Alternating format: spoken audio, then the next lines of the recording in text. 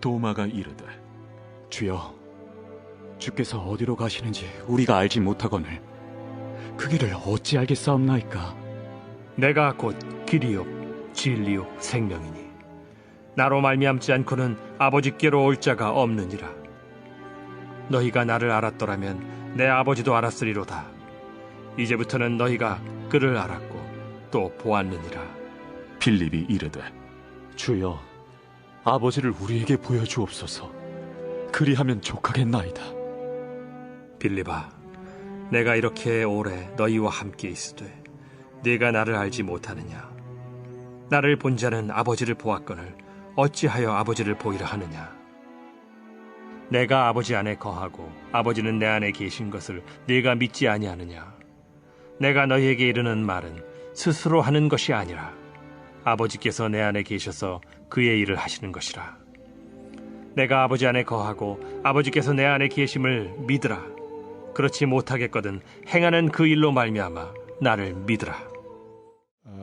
오늘 이 말씀의 제목은 아직도 나를 알지 못하느냐, 이 제목을 가지고 오늘 그리고 다음 주 두 번에 걸쳐서 이 말씀을 묵상하고자 합니다. 그래서 여러분 그 순서지 주보에 보면은 이제 적용 질문이 3개가 나오는데 순모임을 하실 때 오늘의 설교는 첫 번째 질문에 해당하고 두 번째와 세 번째 질문은 다음 주 설교에서 다루게 됩니다. 그래서 오늘 순모임은 또 이번 주 순모임은 여러분이 첫 번째 질문 중심으로 나누면 좋을 것 같습니다. 우리 먼저 어제 나왔던 기사를 좀 띄워주시면 좋겠습니다. 어제 나왔던 기사. 예. 햄버거 주문하다 울었다는 엄마, 남의 일 아니네. 혹시 기사를 보신 분 계세요? 네, 몇 분 계시네요. 네, 이제 내려주셔도 됩니다. 뭐 이런 내용입니다. 이제 코로나 시대 신종 스트레스. 그래서 이제 우리가 이제 요즘은 비대면 사회에 진입하면서 이제 사람과 직접 대면하는 일을 줄이기 위해서 점점 더 이 무인 시스템, 무인 단말기를 사용한다는 것이죠. 근데 사람들이 이런 무인 시스템 앞에서 쩔쩔맨다는 거예요. 음식점이나 카페나 또 영화관 등 많은 곳에서 이 무인 주문이 확산되면서 사람들이 이제 애를 먹는 거를 기사로 다뤘습니다. 근데 이게 이 엄마 이렇게 표현됐는데 나이 드신 엄마뿐만 아니라 젊은 엄마도 헤맨다는 거예요. 고령층만 힘들어하는 게 아니라 젊은 층도 어려워한다. 그리고 이 기사를 보게 되면 심지어 전문가도 키오스크 주문에 실패를 하게 된다. 이런 내용입니다. 여러분, 우리는 고도의 이 도시화, 산업화, 하이테크화된 그런 시대에 접어들었습니다. 이제 웬만한 것을 다 컴퓨터로, 이제 온라인으로 이제 해결하는 것이죠. 컴퓨터 작업을 해보신 분들은 아시겠지만 컴퓨터상에 이제 에러가 한번 나면은 정말 해결이 안 됩니다. 뭐 인터넷으로, 뭐 온라인으로 뭐 신청을 하고 뭐 주문하는 것도요 생각보다 굉장히 복잡합니다. 하다가 실패한 경험도 참 많아요. 저는 온라인에서 서류를 떼면서 성공한 적이 거의 없습니다. 이게 항상 마지막에 가서 뭔가가 안 돼요. 그러면 이제 그동안 얼마나 공을 들였고 시간도, 그러니까 화가 나죠. 그러니까 처음부터 사람하고 이걸 만나서 얘기했으면 이게 해결이 되는데 이게 요즘 전화를 해도 전부 다 기계가 나오죠. 그래서 저는 그냥 기다렸다가 그래 하고 이제 상담원 연결을 누릅니다. 왜냐하면 결국은 상담원과 만나서 얘기를 해야 이게 제대로 된 이 문제 파악이 되고 또 해결을 받을 수 있기 때문에 그렇죠. 이게 무슨 얘기냐면 우리가 점점 더 이 하이테크 사회에 접어들면서 이 사람에 대한 필요성, 또 사람에 대한 그리움이 커갈 수밖에 없다는 것입니다. 또 요즘 우리 사회의 유동성이 굉장히 또 큰 몫을 하고 있죠. 그러니까 옛날에는 한 번 이웃이면 평생 이웃일 경우가 꽤 있었습니다. 한 동네에 그냥 쭉 고향에서 계속 살았죠. 그래서 저는 몇 년 전에 그 응답하라 1988 보면서 그게 참 좋았던 게 한 동네에서 다 같이 자라난 아이들이 어렸을 때부터 놀면서 그렇죠. 대학도 같이 가면서 그 헤어질 때 그게 뭐냐면 20년 이상 같이 한 동네에서 같이 살아오면서 그냥 네 집 내 집 할 것 없이 모든 것이 공유가 되고 사람을 사람으로 대하고 도와주고 위하는 그런 큰 가족 시스템을 우리는 보게 되었습니다. 요즘은 어떤 시대냐면 그냥 끊임없이 이사를 반복하는 시대입니다. 직장도 그래요. 옛날에는 한 직장에 들어가면 최소 10년, 어떤 경우 20년, 30년 그렇게 평생 한 직장에 몸을 담았기 때문에 동료들과 상사들은 그냥 삶을 같이 해야 되는 사람들이었습니다. 그래서 직장만 같이 하는 것이 아니라 일만 같이 하는 게 아니라 사회 생활도 같이 하고 취미 생활도 같이 하는 그런 모습이 있었죠. 근데 요즘 이렇게 교회도 마찬가지예요. 제가 예전에 있었던 교회도 이렇게 사역자를 모집할 때 이력서 들어온 걸 보든지 아니면 또 우리 교회도 이렇게 경력 이렇게 들어오는 거 보면요. 한 교회에서 2, 3년 이상 사역한 사람들이 의외로 없어요. 대부분 1년, 1년 반, 어떤 경우는 6개월. 그래서 보통 한 2년 정도 길면 그렇게 사역하고 또 다른 데로 또 가고. 그러니까 사역도 이제 한 군데서 사역하는 게 아니라 그냥 다양한 곳에서 계속 옮겨 다니는. 그러다 보니까 직장도 그렇고요. 사람은 점점 이용 대상이 되는 거예요. 그러니까 어떤 사람이 갑자기 직장에서 그만두면은 그 사람이 하던 일을 대신할 사람을 찾으면 되는 거예요. 그런 시스템으로 자꾸 돌아가니까 이제는 우리는 사람을 소중하게 여기는 것보다는 그 사람이 할 수 있는 일, 즉 인간을 기능적인 존재로 점점 인식해가고 있습니다. 작년에 하나님의 부르심을 받은 94세 제임스 패커라는 신학자 교수님이 1973년에 너무너무 중요한 책을 썼습니다. 바로 하나님을 아는 지식이라는 책이죠.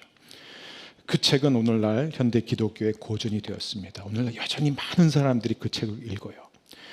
그 책의 내용을 보게 되면은 인간이 하나님을 알아가는 그 지식이 얼마나 아름답고 얼마나 기쁘고 얼마나 영광스러운지를 우리에게 보여주고 있기 때문입니다.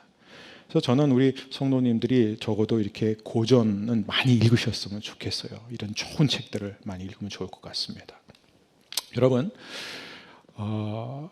성경에는 이 문제를 어떻게 다루고 있느냐? 우리가 하나님 나라의 메시지를 우리가 복음이라고 표현하잖아요. Good news, 좋은 소식이 있습니다. 인간에 대한 목마름, 사람을 사람으로 대하고 하나님의 형상대로 지음받은 존귀한 자로 대할 수 있는 그 방법이 바로 성경에 나와 있습니다. 가장 중요한 게 무엇이냐? 바로 이 하나님과의 관계라는 것이에요. 여러분, 기독교의 핵심은 무엇이냐? 기독교의 본질은 무엇이냐? 하나님을 아는 거예요. 하나님을 개인적으로 만나는 것입니다. 그래서 기독교는 만남에서 출발합니다. 인격적인 만남, 그리고 친밀한 관계가 바로 기독교. 기독교는 교리가 아닙니다. 기독교는 철학이 아니에요. 기독교는 인격체이신 하나님, 그리고 이 땅에 육신을 입고 내려오신 예수 그리스도를 만나는 그것이 바로 기독교의 전부입니다. 여러분, 신앙생활이라는 것은 무엇이냐? 우리가 많은 것을 생각할 수 있지만 사실 그건 다 활동이에요. 활동, 액티비티예요. 신앙의 기본, 핵심은 무엇이냐? 하나님을 알아가는 것이에요. 하나님을 아는 경험적 지식이에요. 체험입니다. 그리고 신앙의 나머지 모든 것들은 다 그 하나님을 개인적으로 알아가는 것의 부수적인 것, 따라온 결과물입니다. 그래서 우리가 이 하나님을 아는 것에서 벗어나거나 그 하나님을 친밀히 아는 것을 건너뛰게 된다면 우리가 평생 신앙생활을 하지만 핵심과 본질을 다 놓치고 신앙생활을 할 수가 있다는 것이죠. 자, 이게 왜 중요한가? 실제로 여러분 성경에 나와 있는, 특별히 신약 성경에 나와 있는 이 기도들을 보게 되면은 물론 때로는 뭐 성도의 성공을 위해서, 또 성도의 건강을 위해서, 또 성도의 어떤 기쁨을 위해서, 이 땅에서 우리가 누릴 축복을 위한 기도들이 있어요. 그런데 특별히 바울 서신서를 보게 되면 모든 기도의 이 정점, 핵심은 무엇이냐? 하나예요. 모든 기도의 주된 관심사는 뭐냐면 하나님을 알게 해주세요라는 거예요. 하나님을 알게 해달라는 거예요. 한 예로 대표적인 거 한 두세 개만 볼까요? 에베소서 1장 17절입니다. 우리 주 예수 그리스도의 하나님 영광의 아버지께서 지혜와 계시의 영을 너에게 주사 하나님을 알게 하시고 너희 마음의 눈을 밝히사 그의 부르심의 소망이 무엇이며 성도 안에서 그 기업의 영광의 풍성함이 무엇이며 그의 힘의 위력으로 역사하심을 따라 믿는 우리에게 베푸신 능력의 지극히 크심이 어떠한 것을 너희로 알게 하시기를 구하노라. 그러니까 하나님에 대한 모든 것을 우리가 알아야 된다. 하나님과 하나님에 대한 것을 알아야 된다. 에베소서 3장 10절 이는 이제 교회로 말미암아 하늘에 있는 통치자들과 권세들에게 하나님의 각종 지혜를 알게 하려 하심이니. 골로새서 1장 27절입니다. 하나님이 그들로 하여금 이 비밀의 영광이 이방인 가운데 얼마나 풍성한지를 알게 하려 하심이라. 여러분 무수한 예가 있습니다. 하나님을 알게 해달라는 거예요. 여러분 하나님을 개인적으로 아는 지식이 삶의 모든 문제를 푸는 열쇠입니다. 하나님을 개인적으로 만나는 것이 바로 기독교 신앙의 핵심이요 본질이요 전부입니다. 그렇기 때문에 즉 기독교는 다른 종교와 무엇이 다르냐? 인격체와의 만남과 친밀함에서 출발하기 때문에 사람들이 여기서 걸려 넘어지는 거예요. 그게 불편한 거예요. 자, 왜 하나님을 아는 게 중요할까? 여러분 오늘 이 본문은 되게 중요한 본문이에요. 지금 예수님은 이미 제자들과 3년 가까이 같이 공생애를 사셨습니다. 이 제자들은 하나같이 인사이더예요.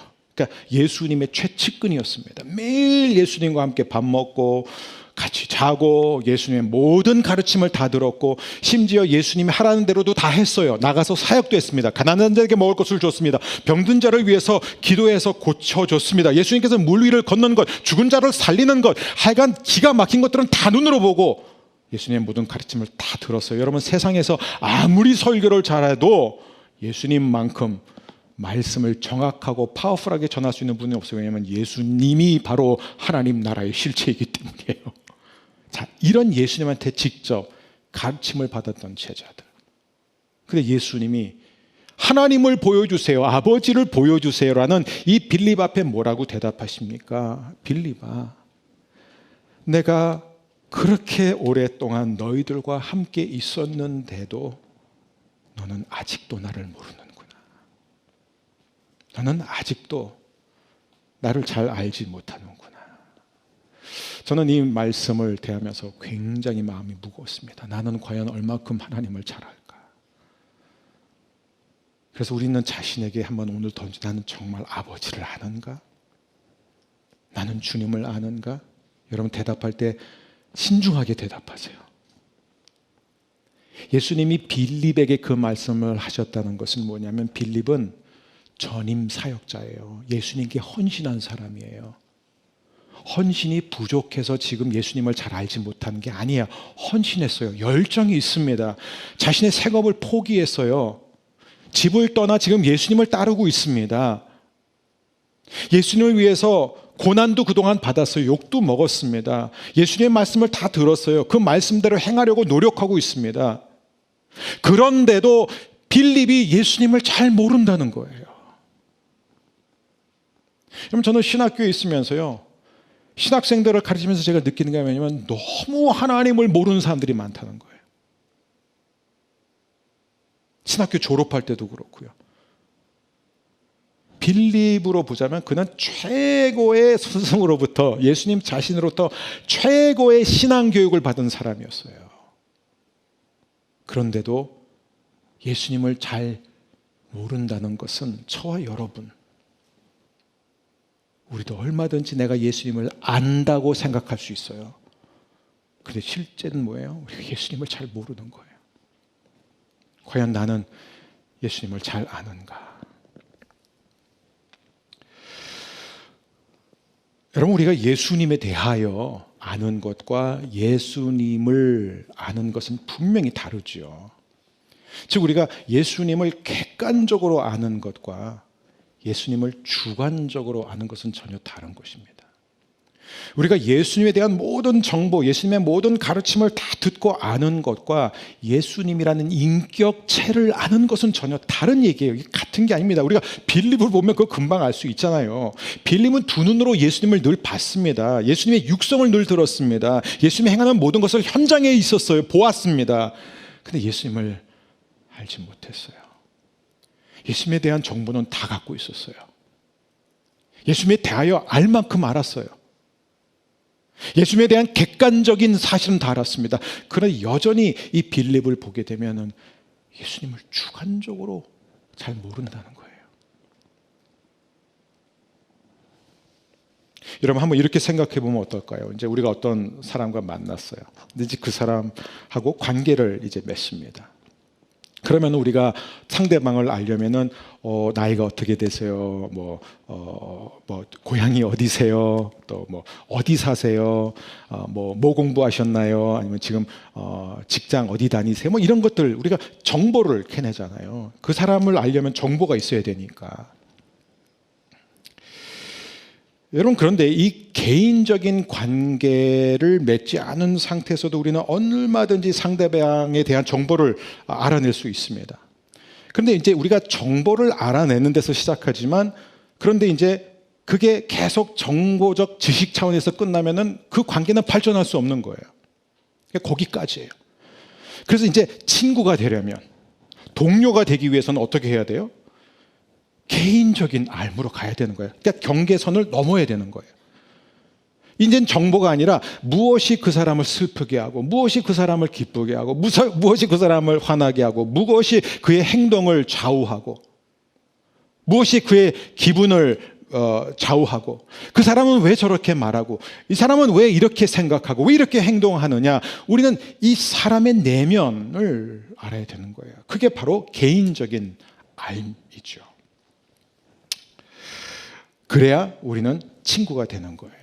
즉, 이 정보적 지식 차원에서 informational knowledge에서 personal knowledge, 그를 개인적으로, 인격적으로 아는 관계로 가는 것이죠.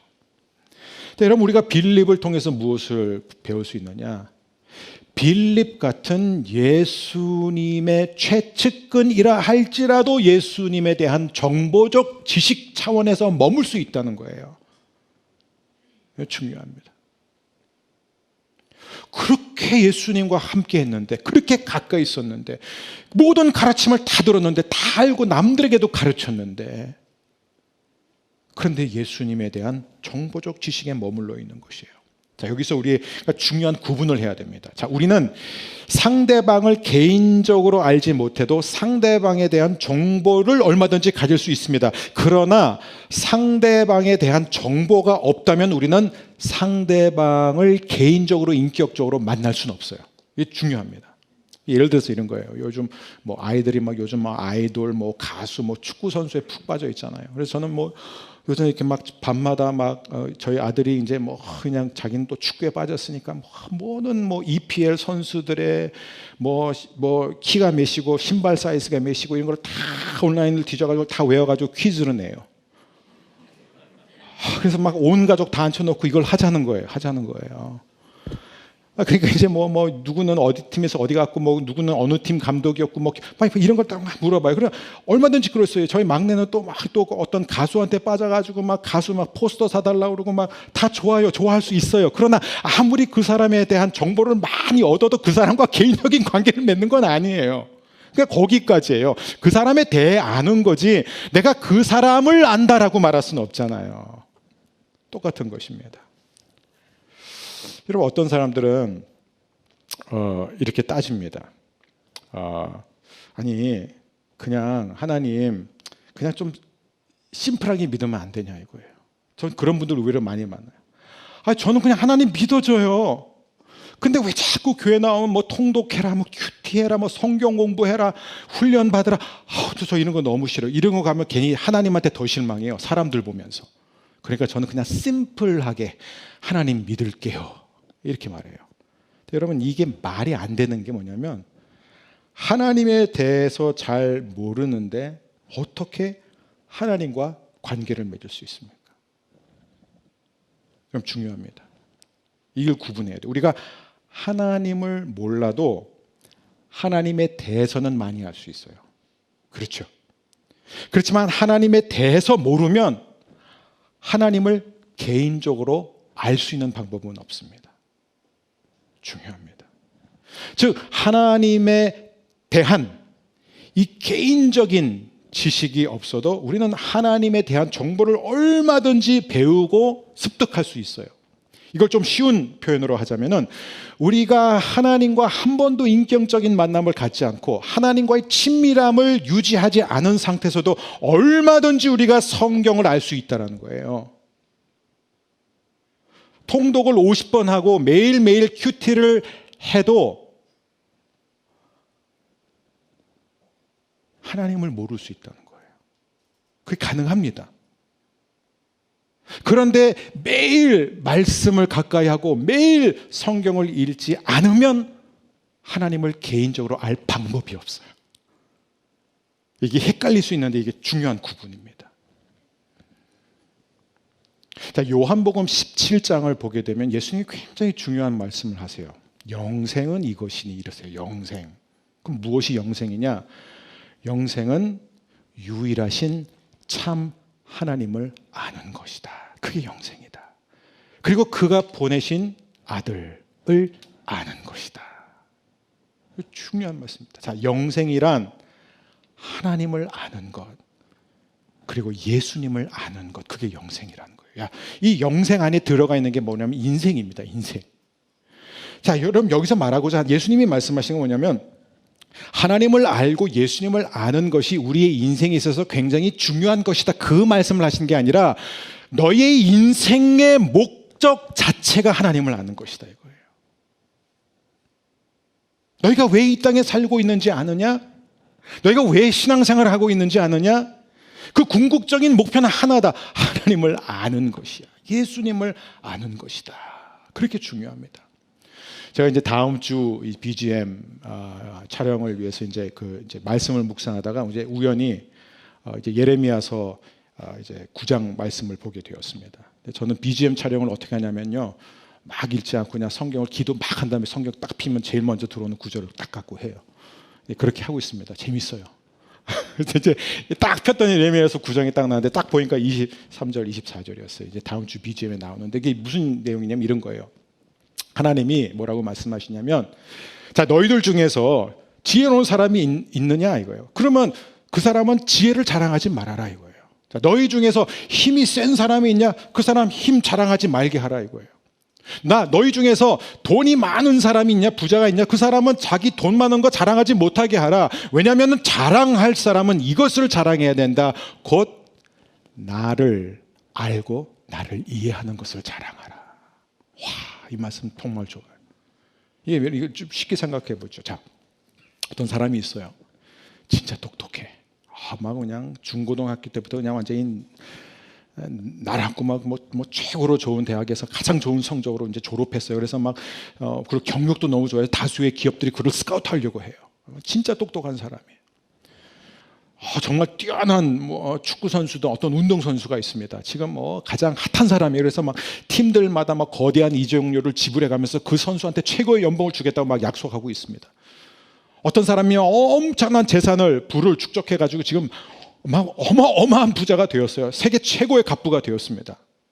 자, 이렇게 똑똑한 사람, 이렇게 지혜로운 사람, 힘이 막 넘치는 사람, 활동 잘하는 사람, 그렇게 돈 많은 사람들한테 하나님이 뭘 자랑하라고요? 무엇이 너의 기쁨이 되고 무엇이 너의 만족이 되느냐? 그것은 너의 돈이 될 수도 없고 너의 똑똑함이 될 수도 없고 너의 힘이 될 수 없다. 왜냐하면 너의 진정한 기쁨과 너의 진정한 만족은 바로 나를 알고 나를 이해한 것이다. 여러분, 이게 신앙이에요.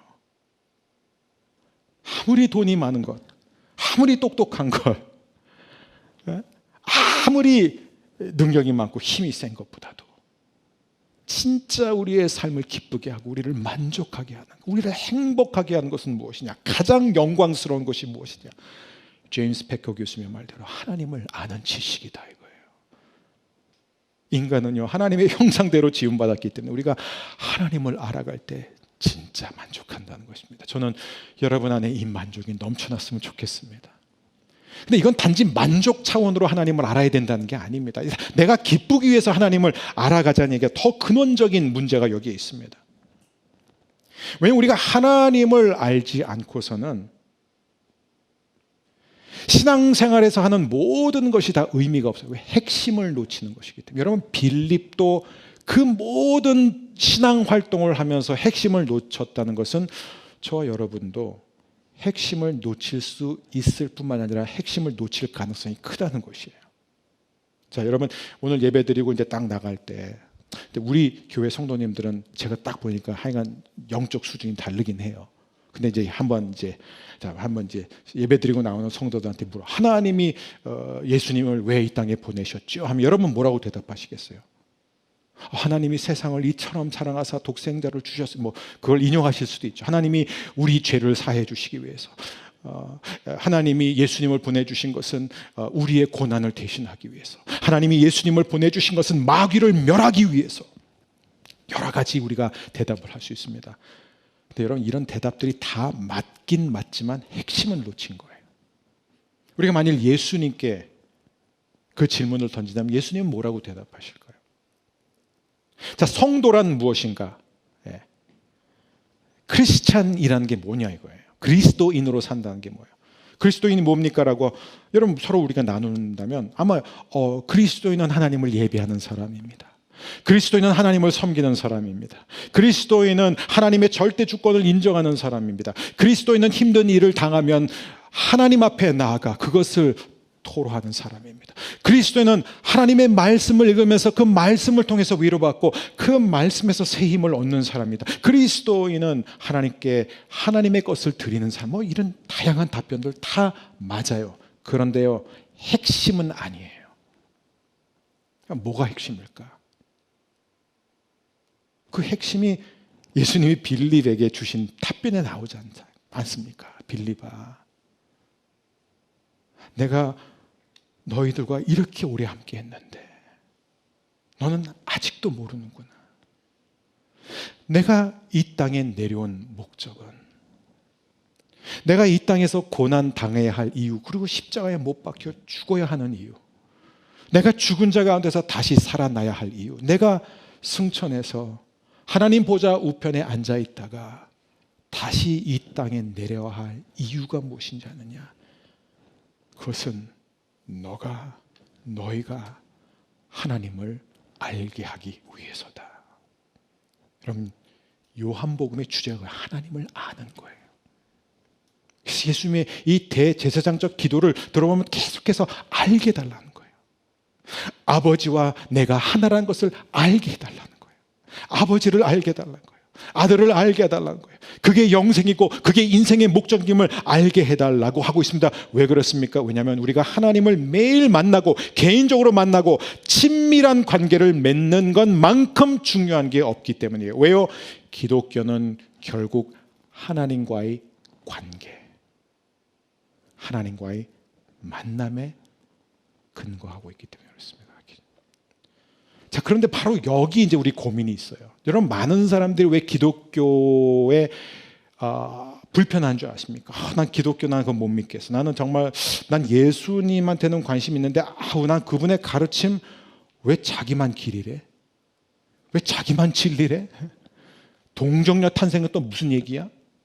구약에 보면은 말도 안 되는 인종차별적인 사건들 너무 많아. 왜 멀쩡한 가나안 사람들을 그렇게 다 휩쓸고 그냥 남의 땅 뺏으라고 그래? 하면서 이해를 못하는 거예요. 하나님이 사랑의 하나님이야? 그런데 왜 하나님은 이렇게 이 땅 가운데 악을 허용하셔? 하나님은 왜 자꾸 고난을 허락하시는 거? 왜 나한테 이런 삶을 허락하셨지? 한 번도 예수님을 들어보지도 못하고 죽은 사람들은 어떡하란 말이야? 나는 그런 하나님 믿을 수 없어. 다 이렇게 말합니다. 다 이제 궁금증이에요. 갈등이 있는 거예요. 왜 기독교는 이렇게 배타적이야? 왜 이렇게 독선적이야? 왜 이렇게 불공평해? 여러분, 이 모든 문제의 근원이 뭔지 아세요?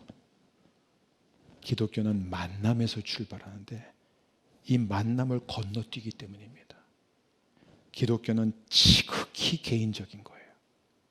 아주 개인적인 것에서 출발합니다. 즉 하나님과 나예요. 아버지와 나와의 관계에서 출발하는 거예요. 주관적인 만남에서 시작해서 객관적인 만남으로 가는 것입니다. 여러분, 이 기독교의 핵심이 바로 하나님과의 친밀함에 있다는 것은요, 우선순위를 말하고 있습니다. 우선순위, 순서예요, 순서. 자, 그래서 그렇기 때문에 성경은 먼저 우리가 하나님과 어떤 관계를 맺고 있느냐라는 이 질문 앞에 대답을 하기 전에는 성경의 어떤 내용도 make sense 하지 않아요. 말이 안 되는 거예요. 이해가 안 돼. 이성적으로 안 된다는 거예요. 태초에 하나님이 천지를 창조하시느라 이 선언 앞에 우리가 그것을 하나님과의 인격적인 만남 없이 받아들이지 못한다면 사실 창세기뿐만 아니라 성경의 모든 내용은 다 받아들일 수 없는 말도 안 되는 내용들입니다. 그런 의미에서 성경은 우리가 먼저 아버지와 올바른 개인적인 만남을 형성하기 전에는 우리의 질문에 대한 어떤 답변도 주지 않습니다. 우선순위가 잘못되어 있기 때문에 우리의 삶의 모든 질문, 궁금증, 개인적 필요에 대해서 성경에서 우리는 아무런 도움을 찾을 수가 없는 거예요. 그래서 어떤 사람은 교회를 다니면서도 늘 궁금하고 늘 의심하고 늘 갈등한다는 거예요. 그것은 그 사람이 특별히 어떤 똑똑하고 남다른 직접 호기심이 있기 때문이 아니라 여러분, 근본적인 문제는 무엇이냐면 우선순위가 잘못됐기 때문이에요. 하나님은 당신에게 누구냐 이거예요. 하나님과 어떤 관계를 맺고 있느냐 이거예요.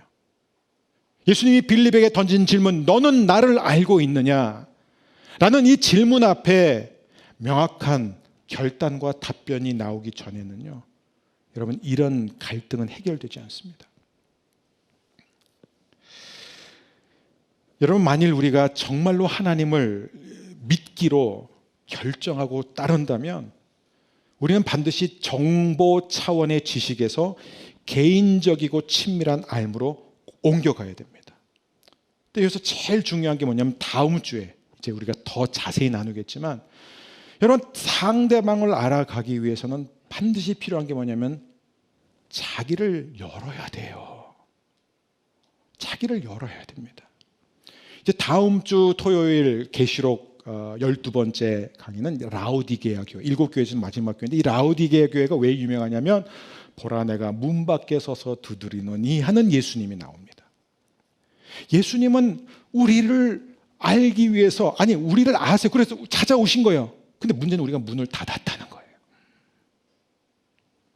그 예수님을 우리가 알려면 우리가 문을 열어야 돼요. 그래서 예수님이 강제적으로 들어오시지 않습니다. 우리가 문을 열기를 기다리시는 거예요.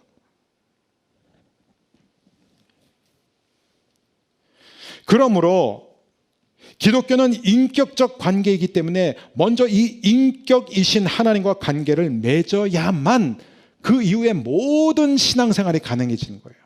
그 다음부터는 내가 지적으로 궁금한 것, 호기심이 있는 것, 정치 문제, 사회 문제, 경제 문제, 관계 문제, 육신의 병, 고난의 문제, 죄 모든 문제에 대해서 성경은 우리에게 답한다는 거예요.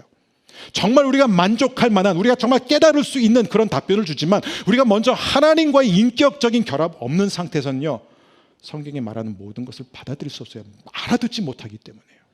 여러분, 만일 기독교가 철학이었다면요, 그런 지적인 접근이 가능합니다. 하나님이 선하다면 왜 하나님은 고난을 허락하세요? 왜 하나님은 악을 허락하십니까?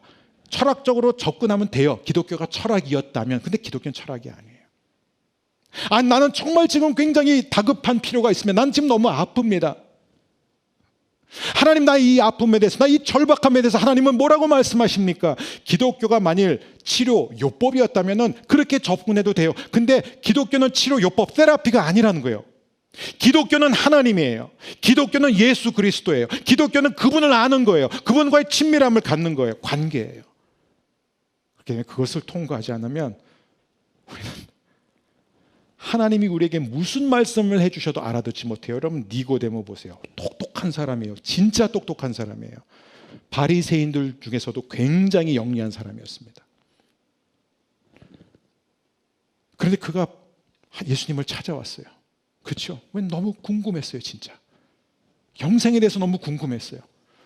그래서 예수님하고 정말 테이블 톡, 아주 진지한 담화를 나누기 위해서 좀 논의를 해보려고 찾아와서 진지하게 질문을 던졌는데 예수님이 하신 말씀이 뭔지 아세요?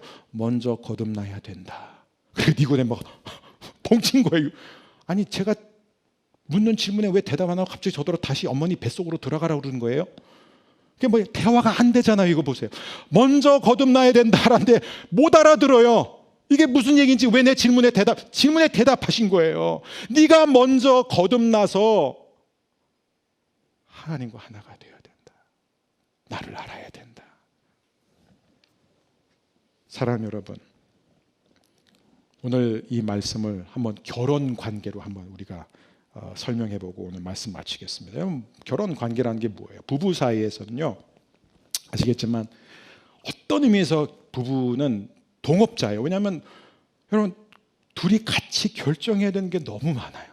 그렇죠? 둘이 같이 처리해야 되는 것도 많고, 뭐 행정 관리 굉장히 많잖아요. 뭐 크게는 뭐 직장을 옮기는 문제나 뭐 이사를 하는 문제 뭐 이런 거, 그리고 또 아이들 육아 교육 뭐 이런 모든 문제, 크고 작은 일들을 날마다 결정해야 되는 거예요. 근데 이렇게 중요한 결정들을 내리는데 다 중요하지만 여러분 부부 관계에 있어서 가장 중요한 게 뭐예요? 먼저 관계 친밀함이라는 거예요. 여러분 부부 사이에서 뭔가가 잘못되어 있으면, 틀어져 있다면, 친밀함이 없다면 부부가 같이 하는 모든 것은 다 의미가 없는 거예요. 다 병든 노력이라는 것입니다. 무엇이 부부예요? 부부라는 것은 하나 되는 것 아닙니까? 몸과 마음과 영이 하나 되는 것이에요. 즉 부부 관계의 핵심이 뭐예요? 본질이 뭐예요? 친밀함이에요. 관계입니다. 그 관계가 먼저 성립이 되고 유지돼야만 부부는 건강하게 모든 일을 처리하고 삶을 나누는 것입니다. 똑같습니다. 여러분 우리는 신부예요. 그리스도의 신부예요. 우리는. 그렇기 때문에 여러분 우리가 갖고 있는 모든 질문에 대해서 뭐 정치, 사회, 철학, 뭐 심리, 무슨 문제는 다 좋아요. 고난의 문제, 악의 문제. 근데 성경은 우리에게 가르쳐 줄 것이 굉장히 많지만 하나님이 원하시는 것은 먼저 우리가 하나님과 올바른 관계, 개인적인 이 관계가 형성된 뒤에야만 우리에게 말씀하시는 분이에요. 그때부터 우리는 알아듣기 시작하는 것입니다.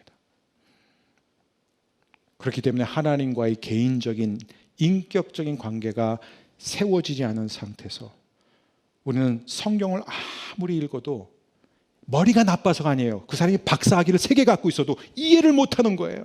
그게 당연하다는 거예요. 목사님, 저는 정말 예수님한테 관심 있고 정말 기독교 지를 탐구해봤습니다. 근데 제가 아무리 읽고 아무리 고민하고 아무리 연구해봐도 동정녀 탄생이 이해가 안 가요. 성경의 권위를 받아들일 수가 없습니다. 부활을 어떻게 믿습니까? 어떻게 예수님만이 구원의 길입니까? 저는 그것을 아무리 연구하고 고민해봐도 받아들일 수 없어요. 그럼 저는 그래요. 당연하죠. 당신은 연구하고 고민했으니까 하나님을 만나야죠. 인격이신 하나님과의 만남이 모든 것의 출발점입니다. 여러분 주님의 이름으로 축복합니다. 여러분 모두가 하나님을 더 알게 되기를 원합니다. 하나님과 친밀한 교제의 기쁨과 만족을 누리게 되기를 축원합니다.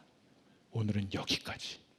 그리고 다음 주에는 우리가 어떻게 하나님을 더 알아갈 수 있느냐, 어떻게 그분과 친밀함 유지할 수 있는가, 그걸 나누도록 하겠습니다.